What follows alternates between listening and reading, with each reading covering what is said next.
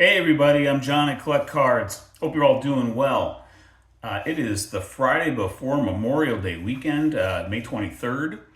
So I hope you're all going into the weekend, gearing up for it and got plans to relax. And, if you need to work over the weekend, I hope it's as light as possible for you.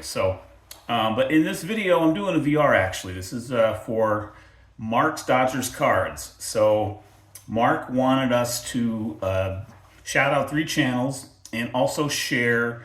He wanted us to share cards from our favorite team, from our favorite set. And so I'm going to take a few minutes here to do that. And I think it was your, Mark, I think it was your 1 year anniversary on YouTube. So congrats to that. I have a highball glass I could, sort of do a toast for. So cheers, although I do use this as a quasi candy dish. But I picked it up at a national a couple of years ago. I have one for this team as well, the New York Giants. And I also use this as a candy dish. And going to make a little bit of a segue actually, because the era of these two glasses are from the 1950s, obviously, and I'm going to show cards from my 1954 top set. Now, when I do show cards from that set, I'm often making reference to the Giants because that was kind of the impetus for, or one of the reasons why I really dove into that set was because the Giants won the World Series, and my dad and his dad were New York Giants fans. But I grew up a New York Yankees fan. Here's another glass I picked up. This is more of a 60s glass, as an FYI. It's got all the AL teams on it at the time. You can tell it's a 60s glass from the design, but also from the teams that are on here. You got the Angels on here, you got the Twins on here, but no Royals yet, so it's early to mid 60s, that glass. But anyway, I grew up a Yankees fan, and I still am a Yankees fan. So I'm going to show cards from the Yankees from 1954 tops. Before I do that, here are the 3 channel shout outs that I'd like to do. All of these are under 200 subscribers currently. So, and a couple of them I think are pretty new. So if you haven't checked out these channels yet, I encourage you to do so and to subscribe. They've got some really cool content going. First one is going to be Vintage Card Collecting Victories, Donnie. He is closing in on 200 subscribers. And then the next one I have here is a fine card collector, Jeff, who I believe, if I'm kind of read things right, I think he's been kind of a long-time commenter, but just started his channel recently. He is a little under 100 subs, so would love to have this video be an opportunity to kind of push him over that milestone there and get him into the 3-digit subscriber place. So that'd be awesome. It's got some really cool videos so far. And the third one is Cardboard Coach Neil. I've enjoyed watching his videos as well. Also relatively new. Also has fewer than 100 subs. So hopefully you can check his channel out as well and give him a subscribe and some likes on his videos. And I'm going to link to all 3 of those channels in my read more description below. Again, they are Vintage Card Collecting Victories, a fine card collector, and Cardboard Coach Neil. So we got those channel shout outs there. Now let me turn the phone around and show you some cards. Hang on.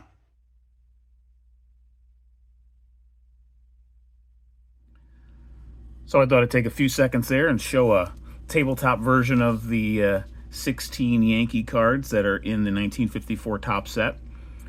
Of course, if you're familiar with vintage 50s cards, especially the early 50s, the battle between Topps and Bowman and exclusives with players, you surely know that this player is not represented in 54 Topps.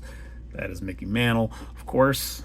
So I thought I would at least show him in this video, but from a book. But anyway, I will. I was thinking of keeping it to the side, but that's probably good enough screen time for the Mick. But yeah, he is not represented in 54 Topps. He is a gold card of mine in the 54 Bowman set. And we'll see when I'm able to pull that acquisition off, but hopefully in the next year or two. We'll see how quick I want to move that goal up as a get.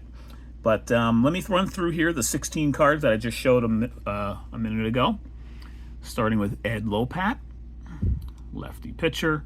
This is probably the weakest card in terms of condition of any of these Yankee cards I have. I actually did a recent video, I think my last video was on upgrading cards and how I hardly ever do it. This would potentially be one where I might want to get a better version of this card. So, but Eddie Lopat, got him. He's card 5 in the set. Card number 17 in the set is the Scooter, Phil Rizzuto. I have all the Hall of Famers graded from this set. Next one is Phil's double play partner for a few years, none other than Billy Martin. This is card number is this 13? Yeah, card number 13. Oh, I went slightly out of order there. Yeah, this is a cool card. I'm not getting the Hall of Famers or the non-Hall of Famers. I'm not getting any of them graded from this set, even though this could be a gradable card. I mean, the corners are super sharp. Image is pretty good, quite good. It's got a little bit of an edge issue there, so that's what made me hesitant about ever sending it in. But really cool card. More edge issue up there. So beyond those two things, it's a pretty sweet card. Next one in the Yankee team set from 54 Topps is pretty much in all probability is my favorite card of this entire set of 250 cards, and it's the Whitey Ford. I just love the sky blue, light blue background. And interestingly enough, it's the only Yankee card in the set that uses the light blue background, because Topps uses a whole array of colors as backgrounds. For the Yankees, it's primarily red and some dark green, but this is the only light blue. This is the Whitey Ford. I absolutely love this card. I bought all the, so there are, how many others? There's only one more graded card of the Yankee Hall of Famers. There's 3 Yankee Hall of Famers in this team set, and I bought them all raw and sent them all into SGC. This one came back a 5. Absolutely love that card. And here's that other Hall of Famer, none other than Yogi. This is also this is probably in my top 5 favorite cards. Just love the catcher's mitt. As much as I love Whitey showing the baseball in his pitching pose, I love Yogi in his catcher pose, and we get him his swing pose as well. So I absolutely love this card, number 50 in the set. Moving on, we got some notables, but also some backup players, bench players, such as Willie Miranda. Card number 56. Card numbers 51 to 75 are they're sort of short prints. They're like, technically I think they're short prints, but not by a lot. So they carry a very small premium if you look to buy them raw and such. But it's really not that much extra.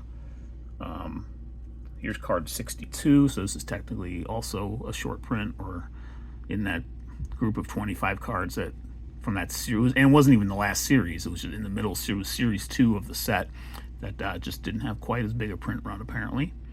Eddie Robinson was a longtime player before coming to the Yankees, very good player as well.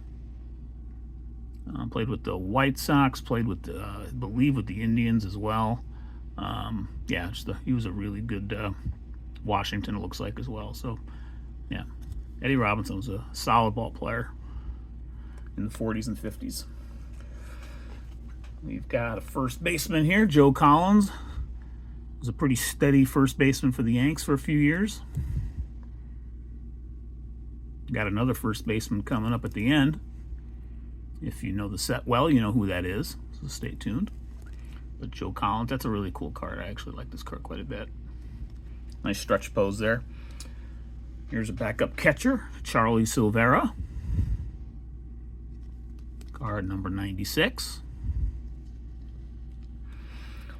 Here's a really steady, solid outfielder.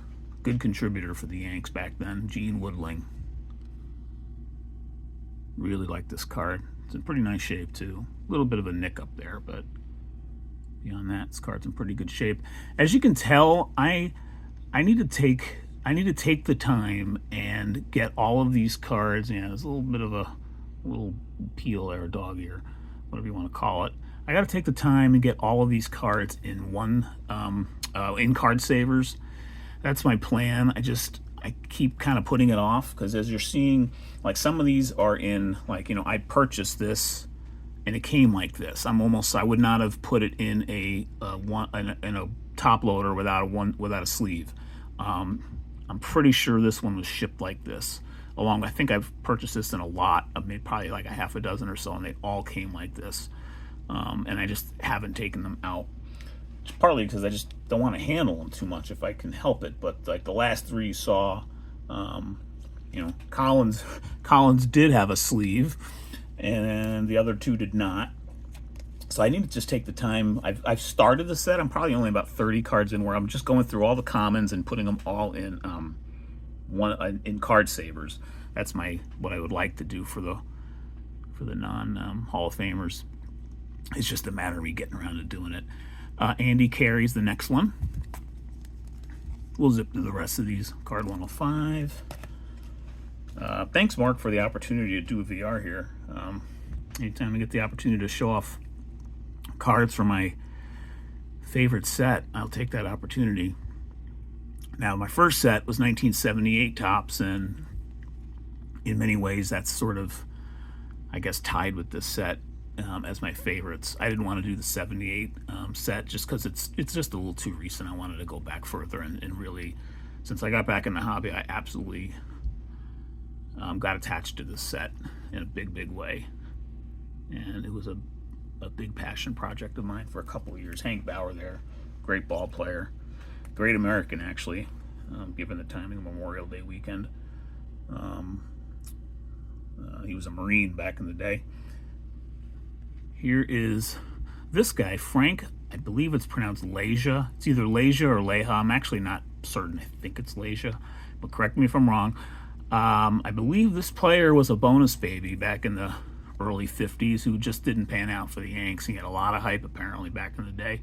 I mean, gosh, look at that. If you're getting on a baseball card, has been likened by Yankee scouts to the immortal Lou Gehrig. Gosh, just a little bit of pressure. I mean, my goodness. Unfortunately, Frank did not quite pan out in the majors over time, but this was a time where, like, I forget what the rule was for MLB, but they had these bonus babies, big contracts, and they sat them for, you know, years or a couple years. One bonus baby who panned out who's in this set was Al Kaline. Al Kaline's rookie card in this set was one of those bonus babies who I believe never played a day in the minor leagues, if I'm correct on that. If I'm wrong on that, please correct me, but I think he didn't play in the minors. We got three more cards. We've got Johnny Sane, who was a Yankee near the end of his career. Was one of the key cornerstones of the Boston Braves rotation back in the 48, pennant winning team. Spawn and Sane, pray for rain. We've got Bob Kazava, relief pitcher for the Yanks.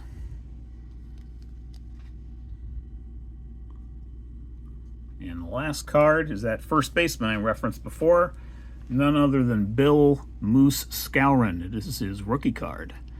His rookie card's from 1954 Topps. Pretty cool card. He's got such a really, really cool expression. Just, it's sort of a signature of any of his cards. So, all right, those are my 54 Topps New York Yankees. So, Mark, thanks again for the opportunity to share. We'll put my Hall of Famers up on the against the books here, so to speak, as we close. Again, I hope you all have a great Memorial Day weekend. Enjoy the unofficial start of summer, and I will catch you all on the next one. All right, Take care.